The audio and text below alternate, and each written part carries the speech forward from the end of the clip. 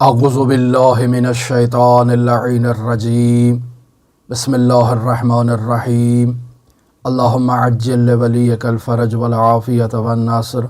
وجعلنا من خیر اعوانہ وانصارہ وشیعتہ ومحبیہ۔ عزیزان محترم، ماہ مبارک رمضان ہے اور کسی مؤمن نے تقاضا کیا کہ حضرت یونس علی نبینا و آلہ و علیہ السلام سے جو ذکر بیان کیا جاتا ہے اور بہت مشہور و معروف ذکر ہے، بہت ہی پاورفل ذکر ہے، جسے ذکر یونسیہ کہا جاتا ہے، اس ذکر کے بارے میں کچھ گفتگو کی جائے۔ عزیزان محترم، ذکر یونسیہ در واقع ایک نہایت ہی پاورفل ذکر ہے۔ علماء شیعہ بہت اہمیت دیتے ہیں، بالخصوص وہ علماء جن کا سیر و سلوک سے تعلق ہے، جن کا عرفانیات سے تعلق ہے، جن علماء نے تہذیب نفس پر خود کام کیا ہے اور اس ذکر یونسیہ سے استفادہ کیا ہے، وہ بہت تاکید کرتے ہیں کہ ذکر یونسیہ کو انسان اپنی زندگی میں، اپنے وظائف میں شامل رکھے۔ لہٰذا ایک مومن کا تقاضا ہوا اور اس ذکر یونسیہ کے بارے میں آج ہم کچھ گفتگو آپ کے ساتھ بیان کریں گے۔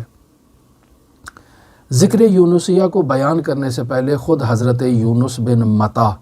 ان کا تذکرہ عزیزان محترم ضروری ہے۔ حضرت یونس بن متی 40 سال اپنی قوم میں تبلیغ انہوں نے فرمائی ہے، لیکن 40 سال جب قوم نے ہدایت حاصل نہیں کی، حضرت یونس کی تبلیغات کا کوئی نتیجہ نہیں نکلا۔ بیان کیا جاتا ہے کہ 2 افراد، ایک عابد تھا، ایک معلم تھا، کہ جو 2 افراد اس قوم سے ہدایت یافتہ ہوئے، باقی تمام قوم جو ہے وہ حضرت یونس بن متی کی مطیع نہ بنی اور انہوں نے الہی تعلیمات پر سر تسلیم خم نہ کیا، جو انہیں ان کے آباء و اجداد سے ملا، اسی تعلیمات پر، انہی افکار پر، انہی نظریات پر وہ لوگ کاربند رہے۔ لہٰذا حضرت یونس بن متی نے اپنی قوم کو نفرین کی کہ اللہ تبارک و تعالیٰ ان پر اپنا عذاب نازل فرمائے۔ عزیزان محترم، مقایسہ کریں حضرت سرور انبیاء، خاتم الانبیاء محمد مصطفیٰ صلی اللہ علیہ وآلہ وسلم کی طرف کہ 40 سال انہوں نے لوگوں کے درمیان رہتے ہوئے اپنے کردار سے خود کو صادق اور امین منوایا۔ یہاں ایک تفاوت پایا جاتا ہے۔ شیعیان حیدر کرار کا یہ نظریہ ہے کہ رسول خدا صلی اللہ علیہ وآلہ وسلم اس 40 سالہ دور میں بھی اللہ کے نبی تھے، لیکن اپنی نبوت کا اعلان باقاعدہ رسول خدا صلی اللہ علیہ وآلہ وسلم نے 40 سال کے بعد کیا، جبکہ اہل سنت کے افراد اس نظریے کے قائل ہیں کہ نہیں، رسول خدا یہ 40 سال ایمان کے ساتھ نہیں تھے، اللہ پر اعتقاد کے ساتھ نہیں تھے۔ العیاذ باللہ بعض اگر تعبیرات یوں بیان کر دیں کہ وہ اللہ کے موحد نہیں تھے یا پھر کافر تھے، ایک اس قسم کی تعبیرات یا کلمات بعض افراد کی جانب سے نقل کیے جاتے ہیں، جبکہ شیعہ عقیدے کے مطابق رسول خدا صلی اللہ علیہ وآلہ وسلم چونکہ تمام انبیاء کے سرور و سرتاج ہیں، تمام انبیاء سے افضل ہیں، خاتم ہیں، لہٰذا انہوں نے 40 سال اپنے کردار سے لوگوں کو جو ہے وہ اپنی صداقت اور امانت داری کی جو ہے وہ گواہی ان سے حاصل کیا، تاکہ بعد میں جب قولوا لا الہ الا اللہ لعلکم تفلحون کہا جائے تو وہ اس بات پر، اس کی صداقت پر گواہی دیں کہ رسول خدا جو کہہ رہے ہیں وہ بالکل درست ہے۔ لہٰذا نبی تھے، لیکن اپنی نبوت کا اعلان 40 سال کے بعد ہوا۔ تو کس قدر تفاوت ہے یونس بن متی اور حضرت خاتم الانبیاء کی جد و جہد میں کہ یونس بن متی نے 40 سال جد و جہد کی ہے، تبلیغ کی ہے، اللہ کی وحی کو، اللہ کے پیغام کو منتقل کیا ہے، لیکن نتیجہ نہیں نکلا، مایوس ہو گئے تو اس قوم پر نفرین کر دی۔ حق تو یہ تھا کہ مزید جد و جہد کرتے، مزید کوشش کرتے، مزید پیغام کو آگے منتقل کرتے۔ اللہ تبارک و تعالیٰ نے یونس پر وحی کی اور یونس کو عذاب الہی کی نوید دے دی کہ اس قوم پر اب اللہ کا عذاب نازل ہوگا، لہٰذا بیان کر دیا گیا کہ فلاں تاریخ کو فلاں دن جو ہے وہ اللہ کا عذاب آئے گا۔ لہٰذا مقررہ وقت پر یونس بن متی وہاں اس قوم سے ہجرت کرتے ہیں اور سمندر کی طرف چلے جاتے ہیں تاکہ ایک کشتی پر سوار ہو کر اس علاقے سے دور ہو جائیں جس علاقے پر اللہ کا قہر اور اللہ کا عذاب نازل ہونا ہے۔ سمندر کے پاس جاتے ہیں، ایک کشتی نظر آتی ہے جس پہ لوگوں کا بہت ہجوم ہے، لوگ اس پر دھڑا دھڑ سوار ہو رہے ہیں۔ حضرت یونس بن متی بھی تقاضا کرتے ہیں کہ مجھے اس کشتی پر سوار کیا جائے، سوار کر لیا جاتا ہے۔ اب کشتی جب دریا کے وسط میں پہنچتی ہے اور ایک عظیم الجثہ، ایک بہت عظیم اور بہت بڑی مچھلی آ کر کشتی کا راستہ روکتی ہے اور اپنا منہ کھول کر اہل کشتی سے اپنے لیے خوراک کا تقاضا کرتی ہے، تو اہل کشتی یہ بھانپ لیتے ہیں کہ اب اس مچھلی نے ہمیں راستہ نہیں دینا، ہمیں اسے ایک خوراک دینا ہے۔ تو ہماری کشتی میں کوئی ایسا گنہگار شخص ہے جس شخص کو اٹھا کر اس مچھلی کے منہ میں دھکیل دیا جائے تاکہ وہ اس سے جو ہے وہ خوراک کے طور پر استعمال کرے اور باقی افراد کی نجات ہو جائے۔ لہٰذا ایک یہ واقعہ اس انداز میں نقل کیا جاتا ہے، اور ایک انداز اس کا مختلف ہے کہ کشتی جب طوفان کے تھپیڑوں میں جو ہے وہ آ جاتی ہے اور زیادہ وزن ہونے کے باعث جو ہے وہ ثقیل ہو جاتی ہے، تو وہاں اہل کشتی یہ فیصلہ کرتے ہیں کہ ہمیں اپنی کشتی سے سامان کو اٹھا کر باہر پھینکنا ہے، وزن کو کم کرنا ہے، کشتی کو سبک کرنا ہے، لہٰذا اب ایک آدمی کو کشتی سے نیچے پھینکنا ہوگا۔ یہ دو مختلف جو ہے وہ تعبیرات یا مختلف روایات جو ہیں وہ نقل کی گئی ہیں۔ لہٰذا قرعہ کیا جاتا ہے، چونکہ قواعد میں بھی یہ ہے کہ جب مشتبہ ہو لکل امر مشتبہ القرعہ، کہ جب انسان کسی مشتبہ میں کسی مشکل میں پھنس جاتا ہے تو قرعہ نکالے۔ تو یہ قرعہ نکالتے ہیں، 3 مرتبہ قرعہ کیا جاتا ہے، افراد کے نام لکھے جاتے ہیں کہ کس کو پھینکا جائے، اور تینوں مرتبہ حضرت یونس بن متی کا نام وہاں سے نکلتا ہے کہ انہیں اٹھا کر پھینک دیا جائے۔ لہٰذا یہاں سے واقعہ پھر متفق ہو جاتا ہے کہ یہ لوگ اٹھا کر یونس بن متی کو جب پھینکتے ہیں تو مچھلی یونس بن متی کو نگل جاتی ہے۔ کیوں؟ چونکہ اللہ تبارک و تعالیٰ کا مچھلی کو تکوینی طور پر یہ حکم تھا کہ یونس بن متی کو سالم رکھنا ہے، ان کی ہڈیوں کو چور چور نہیں کرنا، ان کے گوشت کو، ان کی جلد کو، ان کی کھال کو، ان کے وجود کو تکلیف نہیں پہنچانی ہے، انہیں سالم اپنے اندر جو ہے وہ منتقل کرنا ہے، لہٰذا مچھلی انہیں سالم نگل جاتی ہے۔ اب حضرت یونس بن متی کتنا وقت رہتے ہیں؟ عزیزان محترم، یہاں تصور کیا جائے کہ مچھلی کا پیٹ ہے جس میں آکسیجن موجود نہیں ہے، اور انسان کی حیات کا بنیادی جو منبع ہے وہ آکسیجن کا ہونا ہے، انسان اس کے بغیر زندہ نہیں رہ سکتا۔ اب کتنا وقت حضرت یونس اس مچھلی کے پیٹ میں رہے؟ بعض لوگ کہتے ہیں کہ بچہ بھی تو ماں کے پیٹ میں 9 مہینے تک زندہ رہتا ہے بغیر آکسیجن کے، تو حضرت یونس بن متی اگر وہاں بغیر آکسیجن کے زندہ رہے تو کیا حرج تھا؟ نہیں عزیزان محترم، بچہ جب ماں کے پیٹ میں ہوتا ہے تو وہ درواقع ماں کی آکسیجن سے جو اسے خون کے ذریعے سے ارتزاق ہو رہی ہے اور اسے جو ہے وہ بچے تک پہنچ رہی ہے، اس سے وہ استفادہ کرتا ہے، لیکن جب اس دنیا میں آتا ہے تو پھر وہ ماں سے چونکہ منقطع ہو چکا ہے، اب اس دنیا کی تازہ ہوا سے اور آکسیجن سے استفادہ کر رہا ہے۔ لیکن حضرت یونس بن متی کی یہ کیفیت نہ تھی، اور پھر ان کا اس مچھلی میں رہنا اور بغیر آکسیجن کے زندہ رہنا، یہ درواقع اللہ تبارک و تعالیٰ کا ایک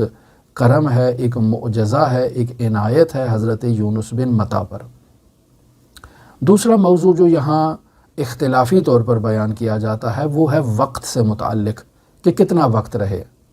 بعض افراد کہتے ہیں کہ روایات میں بیان ہوا ہے 1 گھنٹہ اس مچھلی میں انہوں نے قیام کیا، بعض کہتے ہیں کہ 1 گھنٹہ نہیں بلکہ 7 دن کی روایات موجود ہیں،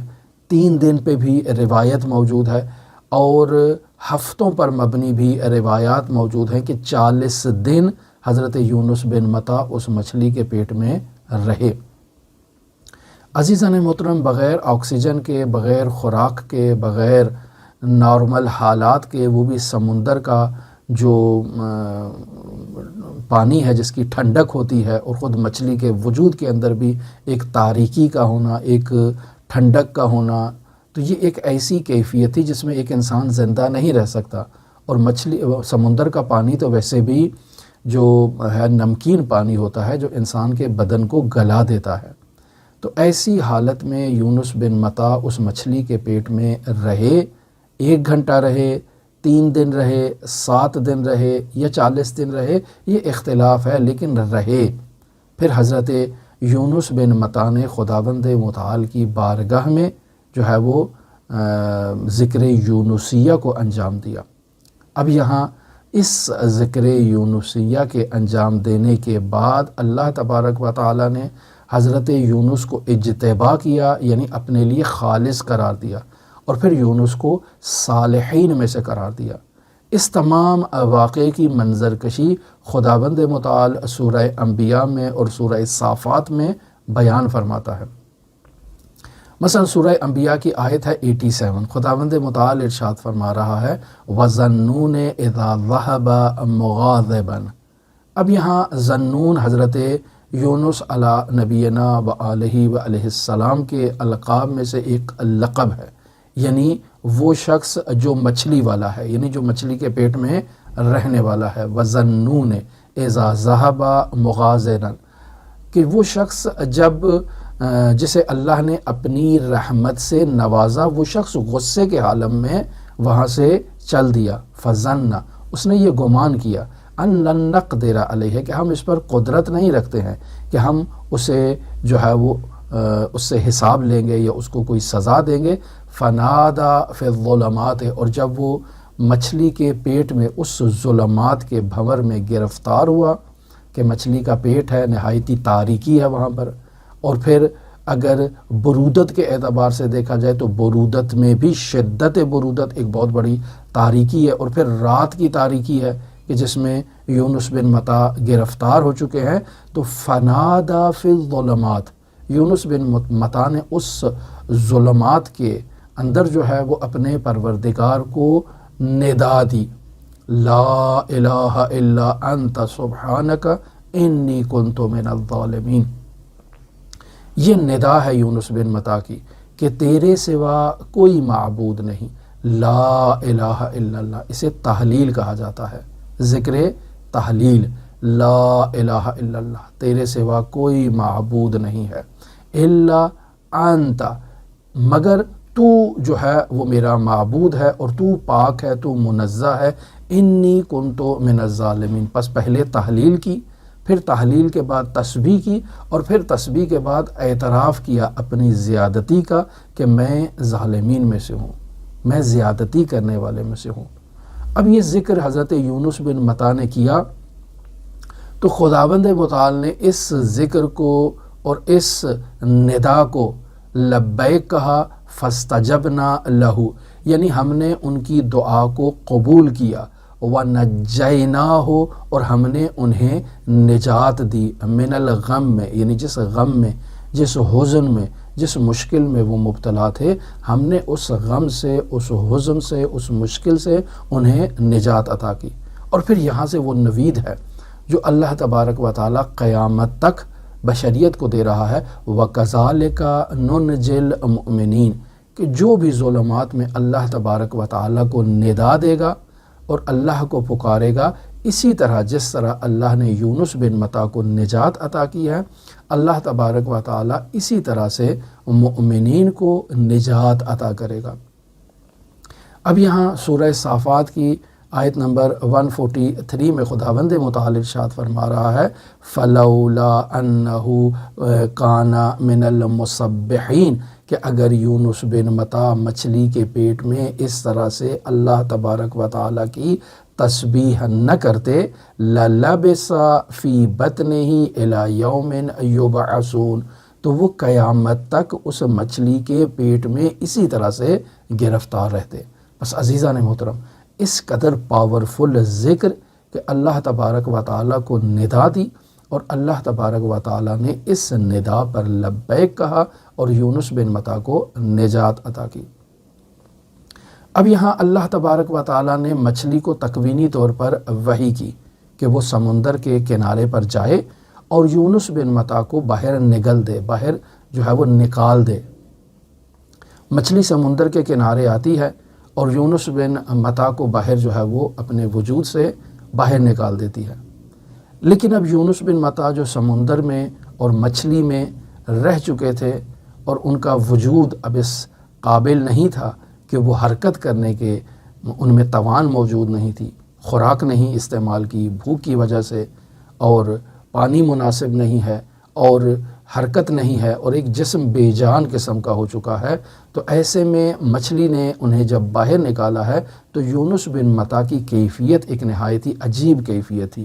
کمزوری کے باعث وہ حرکت کرنے پہ جو ہے وہ قادر نہ تھے، ان میں سقت موجود نہ تھی۔ لہٰذا خداوند متعال نے یونس بن متی کی قوتوں میں جو ہے وہ بحالی کے لیے، تجدید قوا کے لیے، ان کی خوراک کے لیے خداوند متعال نے جو ہے وہ ان پر سورج کی تپش سے انہیں محفوظ رکھنے کے لیے سائے کا انتظام کیا۔ لہٰذا سورہ صافات آیت نمبر 146 میں خداوند متعال ارشاد فرما رہا ہے وَأَنبَتْنَا عَلَيْهِ شَجَرَةً مِّن یقطین، کہ ہم نے ان پر ایک کدو کی بیل اگائی۔ چونکہ یقطین عزیزان محترم ایسے درخت کو کہا جاتا ہے کہ جو اوپر کی طرف نہیں اٹھتا بلکہ زمین پر بیل کے طور پر جو ہے وہ پھیلتا ہے۔ تو ایسے درخت کو اللہ تبارک و تعالیٰ نے یونس بن متی کے پاس اگایا کہ جس سے یونس بن متی کو سایہ بھی ہو اور یونس بن متی اس سے ارتزاق بھی کرے، یعنی ان کو وہاں سے کھانا بھی ملے۔ اب عزیزان محترم اس تمام واقعے میں جو چیز نہایت اہمیت کی حامل ہے وہ ہے ذکر یونسیہ، کہ حضرت یونس علی نبینا و علیہ السلام نے وہاں مچھلی کے پیٹ میں جو ذکر کیا، جسے خداوند متعال نے بیان کیا، لا الہ الا انت سبحانک انی کنت من الظالمین، کہ لا الہ الا جو ہے وہ باقاعدہ تحلیل ہے، انت سبحانک تسبیح ہے، اور انی کنت من الظالمین انسان در واقع اپنی جو ظلمتوں کا اعتراف کر رہا ہے۔ لہٰذا تفسیر صافی میں باقاعدہ جلد نمبر 3 ہے اور صفحہ نمبر 353 ہے، باقاعدہ یہ روایت رسول خدا صلی اللہ علیہ وآلہ وسلم سے بیان کی جاتی ہے کہ ما من مکروب یدعو بہذا الدعاء الا استجیب لہ، کہ کوئی بھی شخص جو ہم و غم میں مبتلا ہوتا ہے جب وہ اس دعا کے ذریعے سے اللہ تبارک و تعالیٰ کو مخاطب قرار دیتا ہے تو کوئی بھی مغموم ایسا نہیں ہے مگر یہ کہ استجیب لہ، کہ اللہ تبارک و تعالیٰ اس کے لیے اس دعا کو قبول کرتا ہے اور اس کی جو کیفیت ہے، جو مشکل ہے، جو ہم و غم میں وہ مبتلا ہے، خداوند متعال اسے نجات عطا کرتا ہے۔ اب عزیزان محترم ذکر یونسیہ تو بیان ہو چکا، اب یہاں اہم مسئلہ یہ ہوتا ہے کہ ذکر یونسیہ کو کیسے انجام دینا ہے۔ لہٰذا ایک بحث آتی ہے کہ کیا اسے عدد میں بیان کیا جائے، جیسے عدد 400 کا بیان کیا جاتا ہے کہ کیا 400 مرتبہ ذکر یونسیہ کو کیا جائے یا 3000 مرتبہ ذکر یونسیہ کو کیا جائے، بس ایک عدد ہے۔ دوسری بحث جو ہے وہ آتی ہے کہ کیا اس ذکر یونسیہ کو سجدے کی حالت میں انجام دینا ہے، اور تیسری وہ کیفیت ہے کہ کس کیفیت میں اس ذکر کو انجام دینا ہے۔ تو یہاں عزیزان محترم مرحوم آیت اللہ بہجت، حضرت آیت اللہ جوادی عوملی اور باقی تمام شخصیات اس بات پر متفق ہیں کہ حضرت یونس کے اس ذکر یونسیہ کو جو ہے وہ اعلیٰ درجے کا انجام دینے کے لیے انسان میں وہ یونس کی کیفیت کا ہونا ضروری ہے، وہ حال یونسی پیدا کرنا یہ نہایت ضروری ہے۔ عدد مہم نہیں ہے، سجدہ بھی ضروری نہیں ہے، چونکہ کہیں بھی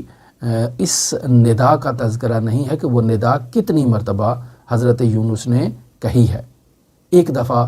جو ہے وہ اس کا حد اقل عدد جو ہے وہ ایک دفعہ ہے، زیادہ کی تعداد بیان نہیں کی گئی ہے۔ لیکن حضرت یونس ایک ایسی حالت میں تھے، ایک ایسی کیفیت میں تھے جس میں انہوں نے اس ذکر کو انجام دیا جو واقعاً خلوص دل کے ساتھ تھا، جو واقعاً دل کی گہرائیوں کے ساتھ تھا، جو واقعاً الدنیا و ما فیہا سے جو ہے وہ صرف نظر کرتے ہوئے اور دوری کرتے ہوئے صرف اپنے معبود حقیقی کو یاد کرتے ہوئے اللہ تبارک و تعالیٰ کو انجام دیا جانے والا ایک ذکر، یہی ذکر اعظم کہلاتا ہے عزیزان محترم۔ لہٰذا جس کیفیت میں حضرت یونس بن متی تھے، اگر اس کیفیت میں ہم آ جائیں، یعنی اس حال کو درک کر لیں جس حال کو حضرت یونس بن متی پہنچ گئے تھے، کہ جب انسان ہر عالم امکان کی چیز سے منقطع ہو جائے اور حضرت رب الارباب سے متوسل ہو جائے اور کسی چیز کو منشأ اثر قرار نہ دے، کسی چیز کو اپنے لیے منشأ فیض قرار نہ دے سوائے اس ذات رب العزت کے، تو اس کیفیت میں اگر انسان ایک مرتبہ ذکر یونسیہ کو بھی انجام دے تو وہ اس کے لیے کفایت کرتا ہے۔ لہٰذا علماء کا اتفاق ہے کہ ذکر یونسیہ کے لیے حال یونس کو درک کرنا یہ ضروری ہے۔ پھر اگر وہ حال یونس اگر آ جائے تو ایک دفعہ وہ ذکر انسان کو فرش سے عرش تک پہنچا دیتا ہے۔ اور یہ بھی ضروری نہیں ہے کہ وہ ذکر بھی انسان سجدے کی حالت میں انجام دے۔ اگر انسان چلتے پھرتے انجام دے رہا ہے، بیٹھے ہوئے انجام دے رہا ہے، روح قبلہ انجام دے رہا ہے، پشت بے قبلہ انجام دے رہا ہے، سجدے میں دے رہا ہے، بغیر سجدے کے دے رہا ہے، وہ حالت اگر انسان کو حاصل ہو جائے اور اس حالت میں اگر انسان ذکر یونسیہ کو انجام دے تو خداوند متعال کے لیے یہی ایک عدد ذکر جو ہے یہ اسم اعظم انسان کے لیے بن جائے گا اور انسان کو اللہ تبارک و تعالی اس کی دستگیری فرمائے گا۔ لہٰذا عزیزان محترم یہ بات واضح ہو گئی کہ ذکر یونسیہ میں سب سے زیادہ چیز جو حائز اہمیت ہے وہ حضرت یونس کی کیفیت کو اور حال کو درک کرنا ہے۔ اب اس کا یہ مطلب نہیں ہے کہ انسان سمندر میں چلا جائے اور وہاں سمندر کی گہرائیوں میں یا دریا کی گہرائیوں میں جا کر ذکر کرے، نہیں، انسان اس حالت کو درک کرے۔ اور وہ حالت ہم بیان کر چکے کہ ایک ایسی حالت ہے جس میں انسان الدنیا و ما فیہا سے منقطع ہو جاتا ہے کہ یہ میرا باپ مجھے دینے والا ہے، نہیں، ماں دینے والی ہے، نہیں، فلاں ہمسایہ دینے والا ہے، نہیں، فلاں سرکاری نوکر دے گا، نہیں، ہر چیز سے منقطع۔ اگر کچھ ہے تو اللہ ہے اور اس کے علاوہ کچھ نہیں ہے۔ لا الہ الا انت سبحانک انی کنت من الظالمین۔ اس کیفیت کو جو ذکر میں موجود ہے کہ لا الہ، ہر الہ کی نفی کرنی ہے، ہر وہ شے جس سے انسان کسی چیز کی توقع رکھتا ہے اس توقع کو اپنے وجود سے ختم کرنا ہے۔ لا الہ، کوئی الہ نہیں ہے، کوئی شے منشأ اثر نہیں ہے، الا انت، مگر تو ہے، سبحانک انی کنت من الظالمین۔ یہ اس کیفیت سے انجام دیے جانے والا ایک عدد ذکر یونسیہ بھی انسان کے لیے اس میں اعظم کا کردار ادا کرتا ہے۔ اب اگر انسان کو وہ کیفیت حاصل نہیں ہوتی ہے پھر انسان اس ذکر یونسیہ کو کیسے انجام دے؟ عزیزان محترم، ہر قسم کا ہم اور غم، ہر قسم کی جو پریشانی سے نجات انسان چاہتا ہے تو اس ذکر یونسیہ سے متوسل ہو سکتا ہے۔ بس انسان کو کسی بھی قسم کی دنیاوی پریشانی ہے تو انسان ذکر یونسیہ سے توسل کرے۔ اگر انسان غصے کی حالت میں ہے، غیظ و غضب کی حالت میں ہے، ذکر یونسیہ سے توسل کرے۔ اگر انسان پر قرضے آ چکے ہیں تو اپنے قرضوں سے نجات کے لیے انسان ذکر یونسیہ کو انجام دے۔ اگر انسان چاہتا ہے کہ وہ چشم برزخی حاصل کر لے، ذکر یونسیہ کو انجام دے۔ اگر انسان چاہتا ہے کہ طی الارض کو حاصل کر لے تو ذکر یونسیہ کو انجام دے۔ عزیزان محترم، ذکر یونسیہ اذکار الہیہ اور اذکار قرآنیہ میں سب سے پاورفل ترین ذکر جو ہے وہ ذکر یونسیہ ہے۔ لیکن اب آتے ہیں عدد کے اوپر اور بغیر عدد کے اوپر۔ عزیزان محترم، ذکر یونسیہ جب بھی آپ انجام دینا چاہیں تو کوشش کریں کسی عدد کی پاسداری نہ کریں، کسی عدد کی پابندی نہ کریں۔ جیسے بطور معمول لوگ عدد کی پابندی کرتے ہیں اور ان کے پاس کوئی استاد نہیں ہوتا، یعنی کسی استاد نے انہیں باقاعدہ یہ وظیفہ نہیں دیا۔ آج میں نے 1 دفعہ کر لیا، کل میں نے 10 دفعہ کر لیا، پھر میں نے 20 دفعہ کر لیا۔ جب انسان متوجہ ہو ذکر یونسیہ کو اپنی زبان سے متبرک کرے اور عدد کی پیچھے نہ ہو کہ میں نے 1000 دفعہ کرنا ہے، 500 دفعہ کرنا ہے، 600 دفعہ کرنا ہے۔ بے شک سارا دن ذکر یونسیہ کرتا رہے لیکن عدد کے پیچھے نہ ہو، چونکہ عدد کے پیچھے ہونا یعنی باقاعدہ ایک وظیفے کو اپنے لیے ایڈاپٹ کرنا، اور یہ انسان کے لیے نہایت ہی خطرناک ہے، چونکہ ذکر یونسیہ جس قدر پاورفل ذکر ہے، اسی پاورفلی کی حیثیت کے مد مقابل جو ہے وہ اس میں خطرات بھی موجود ہیں۔ اس سے آپ کو آگاہ کر دیا جاتا ہے کہ جس قدر پاورفل ذکر ہے اسی قدر اس میں خطرات بھی ہیں، لہٰذا اسے عدد کے ساتھ انجام نہیں دیں، اسے آزاد ذکر کے عنوان سے انجام دیں۔ مثلا لوگ کہتے ہیں کہ اگر انسان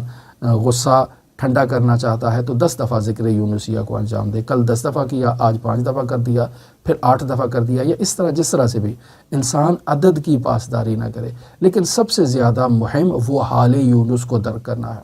اگر اس حال یونس میں اگر انسان اس ذکر کو انجام دیتا ہے تو ایک دفعہ یہ ذکر کافی ہے۔ اب آتے ہیں عزیزان محترم عدد کے اوپر، تو علماء علم عرفان اور اولیاء الہی اور بالخصوص اولیاء نجف اشرف اور عفائے نجف اشرف آیت اللہ سید علی ششتری رحمۃ اللہ علیہ، مرحوم اللہ حسین قلی حمدانی رحمۃ اللہ علیہ، مرحوم سید احمد کربلائی اور پھر مرحوم علی قاضی طباطبائی، پس اس مکتب سے تعلق رکھنے والے جو علماء ہیں، جو عرفانی شیعی فقاہتی سے وابستہ افراد ہیں، وہ ذکر یونسیہ کے لیے 400 کا عدد بیان کرتے ہیں۔ لہٰذا ہم دیکھتے ہیں ملا حسین قلی حمدانی کے آثار میں بھی 400 کا عدد موجود ہے، مرحوم علی قاضی کے آثار میں بھی 400 کا عدد موجود ہے، مرحوم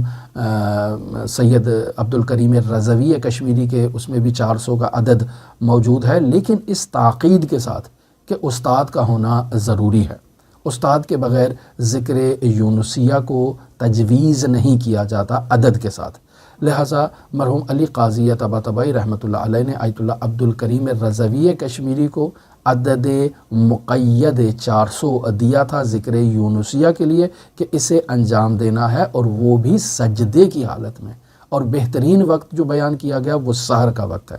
اور یہ ذکر کس کے لیے؟ انسان اگر چشم برزخی اس کی حاصل اس کو ہوتی ہے تو ذکر یونسیہ کی بدولت حاصل ہوتی ہے، اگر اسے طی الارض حاصل ہوتا ہے تو ذکر یونسیہ کی بدولت حاصل ہوتا ہے۔ لیکن عزیزان محترم اس نقطے کی طرف توجہ کریں کہ انسان ذکر یونسیہ انجام دے رہا ہے تو طی الارض کے لیے انجام نہ دے، چشم برزخی کے حصول کے لیے انجام نہ دے، وہ اللہ تبارک و تعالیٰ کے تقرب کی خاطر،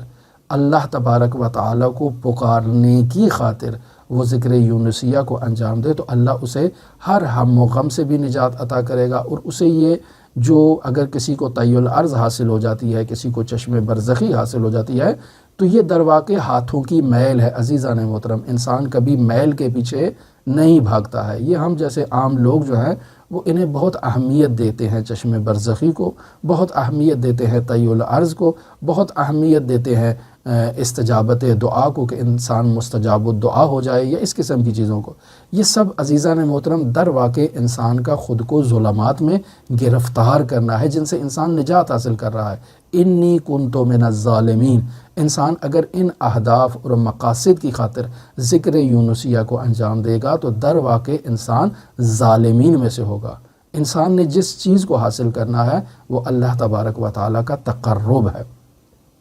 لہٰذا تاکید کرتا ہوں عدد کے ساتھ علماء بیان کرتے ہیں اور عرفا بیان کرتے ہیں کہ استاد کا ہونا ضروری ہے، لیکن بیان کر رہا ہوں کہ ہمارے بزرگ اساتید جب اپنے شاگردوں کو وظیفہ دیتے ہیں تو وہ سحر کے وقت سجدے کی حالت میں 400 مرتبہ ذکر یونسیہ حضرت آیت اللہ علی قاضی طباطبائی رحمۃ اللہ علیہ نے مرحوم آیت اللہ عبدالکریم رضوی کشمیری کو دیا،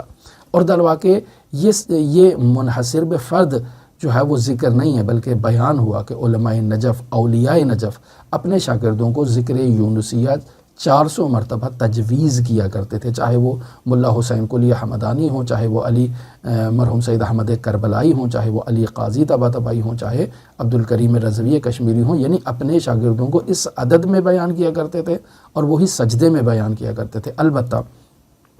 آیت اللہ عبدالکریم رضوی کشمیری بیان کر رہے ہیں کہ وہ افراد کے جو کملین میں سے ہیں وہ ذکر یونسیہ کو 3000 مرتبہ عدد کے ساتھ بیان کرتے ہیں،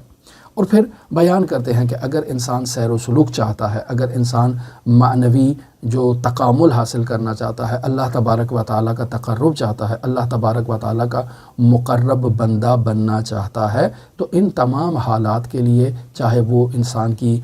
کسی بھی قسم کی معنوی مشکلات ہوں، ان کے حل کے لیے انسان ذکر یونسیہ سے جو ہے وہ اپنی مشکلات کو حل کر سکتا ہے۔ اگر انسان کی معنوی مشکلات حل ہو جائیں تو اللہ تبارک و تعالیٰ اس ذکر کے طفیل انسان کو مادی ہم و غم سے بھی نجات عطا کرتا ہے۔ بس عزیزان محترم توجہ فرمائیں کہ یہ ذکر یونسیہ جس قدر پاورفل ذکر ہے، اسی قدر اس ذکر یونسیہ میں خطرات بھی موجود ہیں، لہٰذا اگر عدد کے ساتھ اسے مقید کریں گے تو استاد کا ہونا ضروری ہے، اور بغیر عدد کے اگر اس ذکر کو کریں گے تو پھر اس کو کسی ثابت حد تک نہ لے کر جایا جائے، بلکہ علماء یہاں یوں بیان کرتے ہیں کہ انسان جو باطنی کیفیت، جو باطنی حال ہے، اس حال کو مد نظر رکھتے ہوئے اس ذکر کو انجام دے۔ ایک دفعہ وہ باطنی حال اور باطنی کیفیت انسان کو حاصل ہوتی ہے 10 منٹ کے لیے، ایک دفعہ حاصل ہوتی ہے 20 منٹ کے لیے، ایک دفعہ حاصل ہوتی ہے آدھا گھنٹہ کے لیے، ایک دفعہ حاصل ہوتی ہے 5 منٹ کے لیے۔ تو جتنی کیفیت میں انسان اس معنوی کیفیت میں اس ذکر کو انجام دے تو یقینی بات ہے اس میں عدد ایک ثابت نہیں رہے گا، لہٰذا انسان کسی مادی غرض کی خاطر اس ذکر کو انجام نہ دے، وگرنہ من الظلمات کا جو ہے یہ مصداق ہوگا کہ انسان جن ظلمات کا اعتراف کر رہا ہے کہ انی کنت من الظالمین، درواقع ان مادی غرائض کی خاطر دوبارہ انسان ظلمت میں گرفتار ہے۔ ہماری دعا ہے کہ خداوند متعال ہمیں اولیاء الہی کی تعلیمات پر عمل کرنے کی توفیق عطا فرمائے، سمجھنے کی توفیق عطا فرمائے، اور درست ان سے استفادہ کرنے کی توفیق عطا فرمائے۔ اب تمام عزیزان کے لیے ماہ مبارک رمضان ہے، ماہ صیام ہے، دعا گو ہیں حضرت امام علی ابن موسیٰ الرضا علیہ آلاف و تحیت و ثنا کی بارگاہ میں۔ اللہم صلی علی محمد و آل محمد وعجل فرج قائم آل محمد۔